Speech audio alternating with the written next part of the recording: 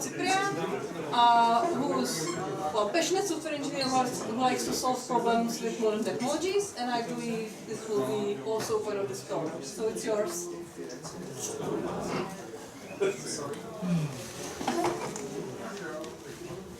So thank you for introduction.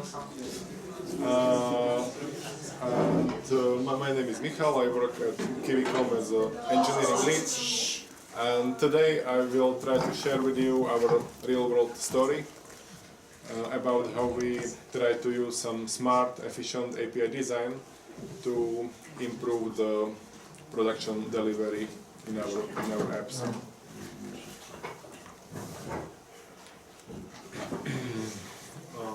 I believe this concept doesn't need a special introduction. That majority of you have seen similar pictures before, at least once. We call this usually a client-server architecture. The basic concept is that we have some client device that is communicated to the user via some visual components, which talks to the server responsible for the actual business logic. And if we want to extend this concept even more, we would get something like a three-tier architecture with the database server handling the data layer behind the application server. So to summarize it, the typical setup was the data layer sitting here, then the application layer, and finally the presentation layer on the client. So I think this is clear. What we need is some language or communication protocol used here to make them understand each other and talk to each other. We had multiple concepts in the past. What became de facto standard recently is the concept of REST APIs, where we somehow define a set of resources or entities on the server. Somehow logically, they are usually low-level logical entities, and we provide a couple of methods on top of them to the client to enable them to retrieve specific resource based on some ID, modified selected resource as they need, and the server deals with all the validations and stuff. But these are relatively low-level entities, like typically the visual part, like how it will be communicated with the components, with the buttons, that's on the client. Also, I don't know, converting the currencies or changing UTC to the local time is typically problem of the client. This concept is, I would say, very well established.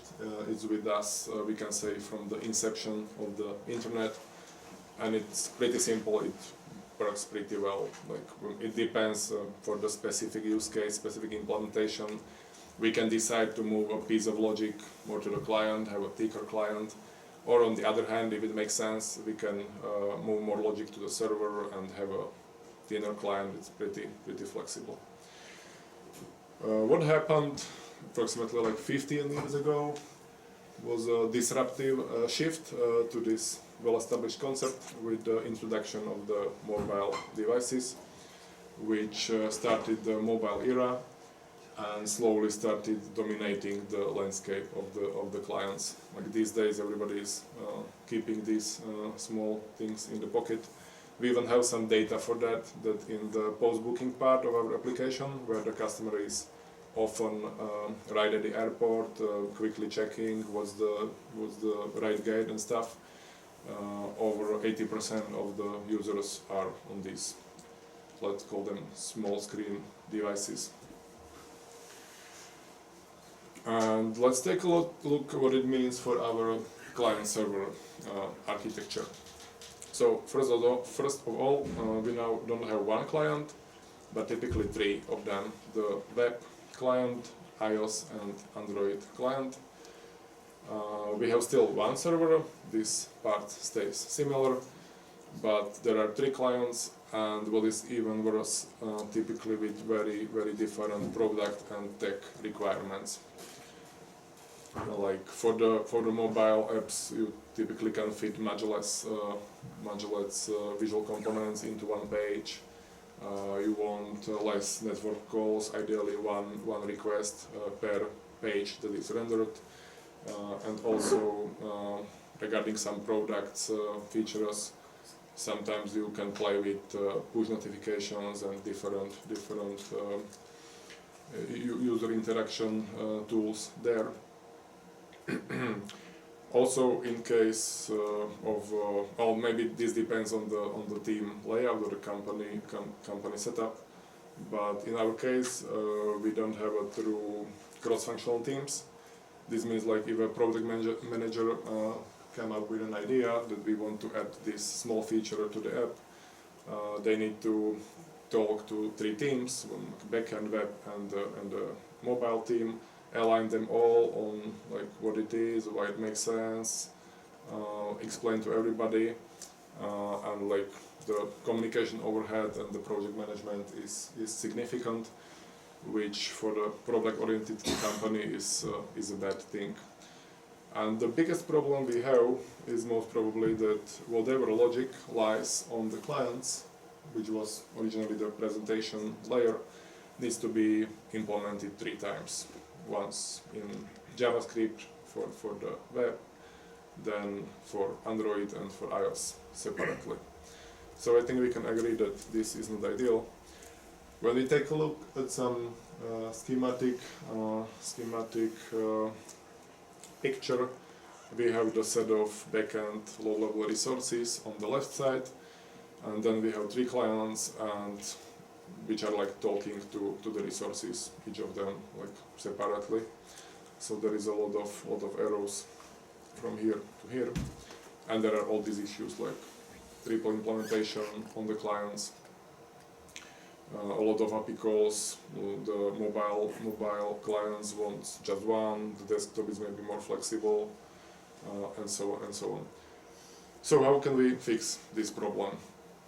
When we start searching, like I don't know how to adjust the RESTful API for the 3 clients setup, I think the first most obvious choice, which also makes sense, is so-called backend for frontend or BFF pattern.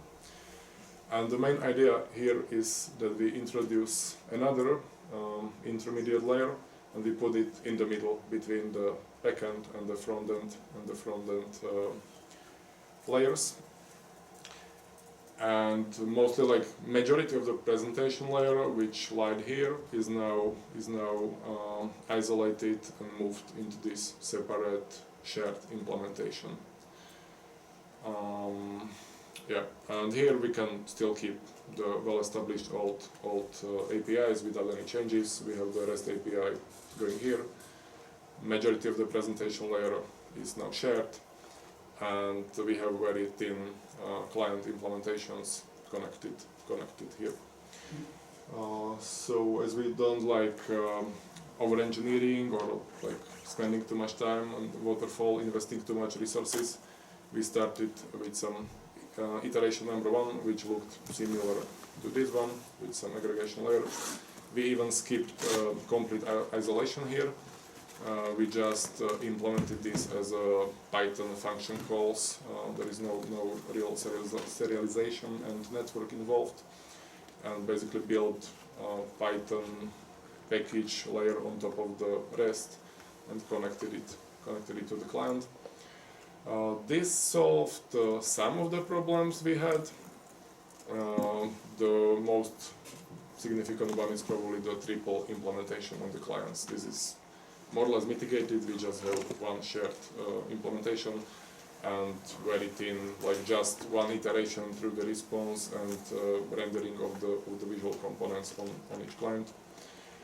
Also, this become a nice shared space where both backend and front-end engineers can meet and do some work together, because in our case this is already Python, but I would call it quite basic Python, where you just have some low-level resources on the input. You somehow play with them, aggregate them, mutate them a little bit, maybe you call the translations API, and then you mix it all into some more high-level response and send it to the client. So it was pretty easy to onboard some front-end engineers here, and now like they can work together. The back-end engineer is pretty comfortable with writing this. The front-end engineer can learn some Python basics, can contribute if necessary. The remaining problem, I would say, is mostly the product requirements. Because as I said, the mobile requirements are usually quite different from the web. Also, there are some technical limitations, like you cannot easily do forced update of the version. You need to always support or version the API. So this problem still remains. So we addressed this with the second iteration, where we split this aggregation layer into two pieces and ended up with one dedicated BFF for web application and a separate one for mobile, which I think is much closer to the true backend for front-end implementation from the book. That is really like backend dedicated for the purpose of one type of the client. And here we also addressed the issue that this one can be versioned. We need to be always backwards compatible, supporting the older app versions. Here we can be more flexible. We can have like slightly different responses, maybe a little bit more here for the huge screen, a little bit more compact response for the mobile. One more thing I want to zoom in right now is that here we have the well-known REST. As all of this is already the presentation layer, using REST here doesn't make much sense. We need something different because it's like the communication link in the middle of presentation layer. So let's zoom in here a bit. We are still like working with the data. We are not rendering HTML. We are sending JSON data. I hope it's big enough to read it. But it's not the traditional resources. It's more like JSON description of the visual components. Here we incorporated a bit another architectural pattern, which is called server-driven UI, which means that the visual components are served from the backend. So as we can see here, it's still JSON data, but it's pretty much like one-to-one mapping to the actual visual components rendered on the screen. We have some header, already localized text to target language. We have some description, which is then rendered here.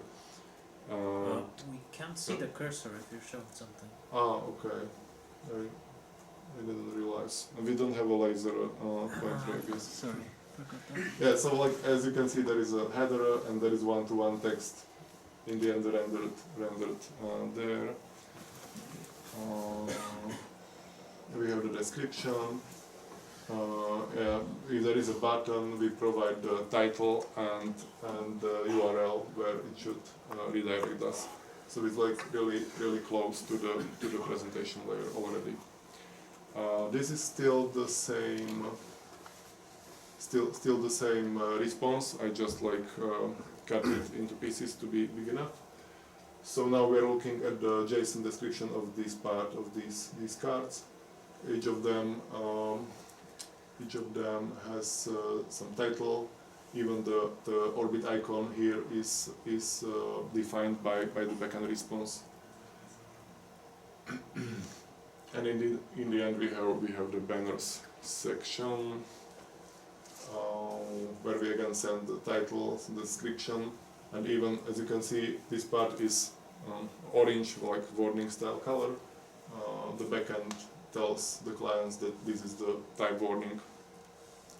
One of the nice things about this is, let's say the product manager will approach you and will tell you we want to A/B test, changing this banner to something nicer, make it blue, make it positive. So what we need to do is to come to the BFF layer and change this string from warning to, let's say, info. release it, and without touching any of the clients, we will have the consistent experience on all three, and the banner will change the color to blue. Like we don't go as far as dictating the CSS layout. This is still like the job of the client, but the basic rule was that we want to avoid the heavy logic on the client, and with like one iteration the client should be able to like map these JSON data into React components and render the page.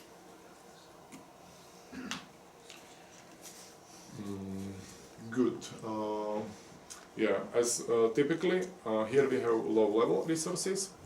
Here we have high-level like page definitions, let's call them. So typically one request here to render one page requires, I'm not showing you the right.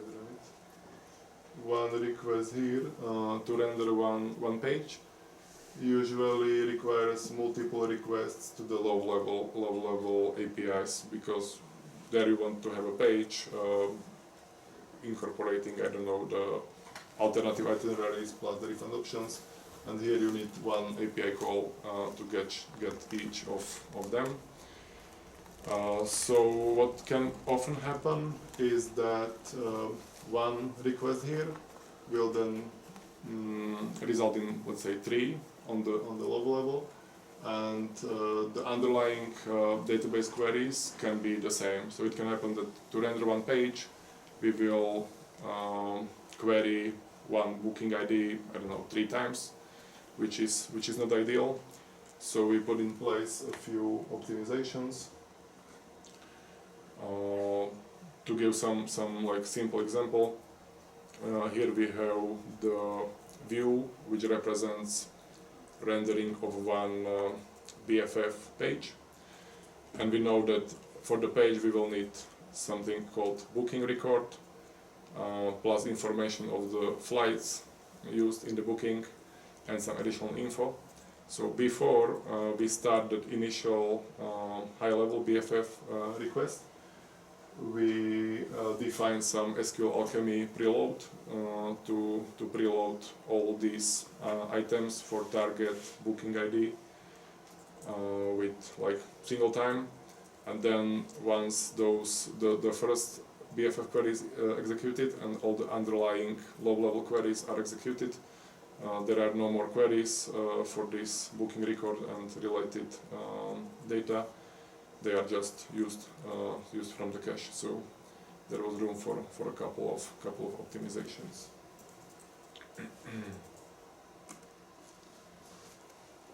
Yeah. So now we had 2 iterations of our BFF implementation.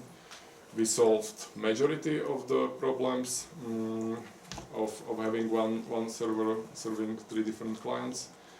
The question is if we got into some like stable phase, if we really solved the problem. So maybe the question, if somebody can answer how the biologist would call the stable software. What is the exactly that's the correct answer. So stable software, at least in our industry, means dead software or software no longer serving its purpose. So no, we are not at the end. We don't have the final solution. We still need to iterate and adapt to requirements. This setup, which was our final thing after the iteration number 2, solved all the problem, but also it has some limitations or even introduced some problems and overhead. Maybe the most obvious thing is that sometimes here on the page we have something pretty like straightforward, that it's mostly going all the way from the database here, not really modified, and in that case having so many layers introduces an overhead that on every interface we need some validation, some serialization, and like propagating one field from database to the page takes much more work and boilerplate code than necessary. And also sometimes, like in our case, this is closely tied together. It's just like Python method calls through some client interface. So sometimes here we wanted some call from completely other service which was not part of the package. That was impossible, so that was another one. So we are thinking and considering what we can do to improve it, like either introduce network here to be more flexible, or on the other hand, I don't know, bring these closer together to avoid the overhead.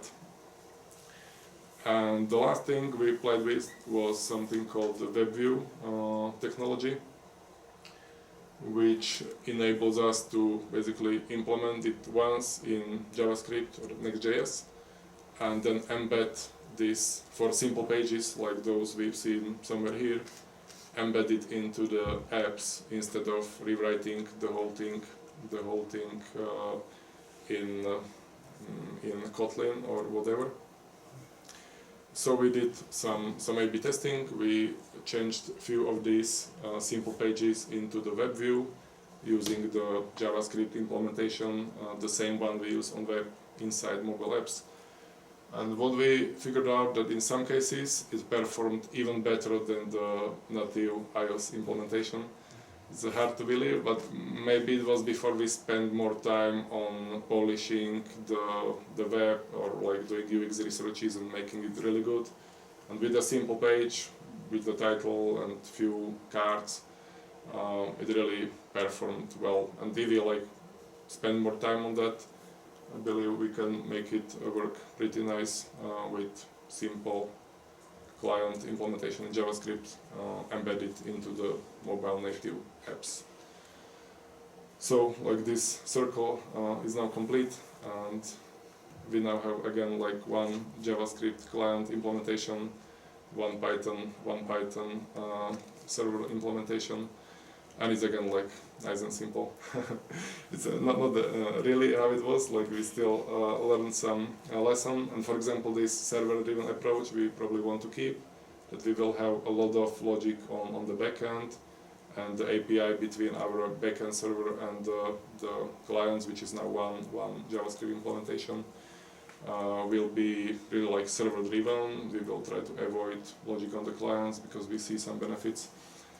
But that like intermediate BFF layer is at this point probably unnecessary, and we can again simplify it a bit.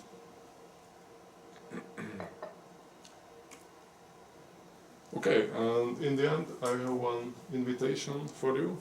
As I spent a lot of time on Pyvo before when I studied in Brno, and I liked these informal local meetups a lot. After I relocated to Košice like 2 years ago, I figured out there is nothing like that working in the eastern Slovakia, and I decided to try to fix it. And with the support of other like community enthusiasts, we started a project called Ketchup, which is like heavily inspired by the Pyvo concept. We just are not strictly locked into Python topics.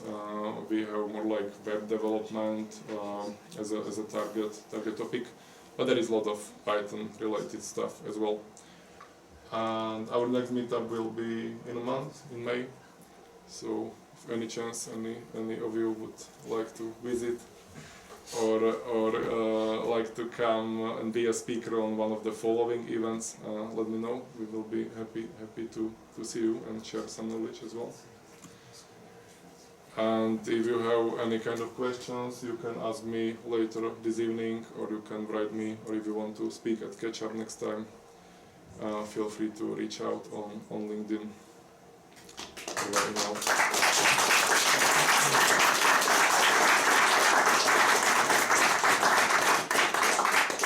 Cool. Any questions for Michal?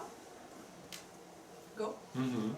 Yeah, I would like to ask if there's a lot of some platform-specific code, even when you have the shared web, like the visual or web part of the. Yeah, for now, no, there is not. Like if you want to make it super like I don't know super great or some specific. You need some I think custom stuff, but in general the experienced web JavaScript developer can now easily deliver features that will work on mobile as well.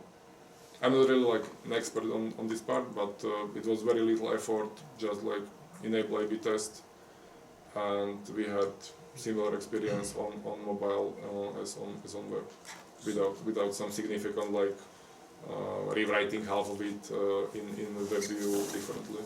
Sure, like I meant like notifications and such things. Yeah, like for the things you probably need some customization still, but yeah, like it depends on the use case. Like if it's simple web, like I think majority of webs are like you have a title, you have some items, you have some pictures. Then the JavaScript can do most of the work on all the platforms.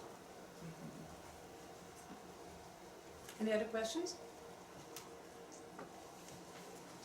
Okay, cool. So thank you, Michal. And before we let him go, we are not gonna have a break before lightning talks because we have only 2 short lightning talks. So thank you, Michal, and we will then welcome Miroslav Jaroš for his lightning talk.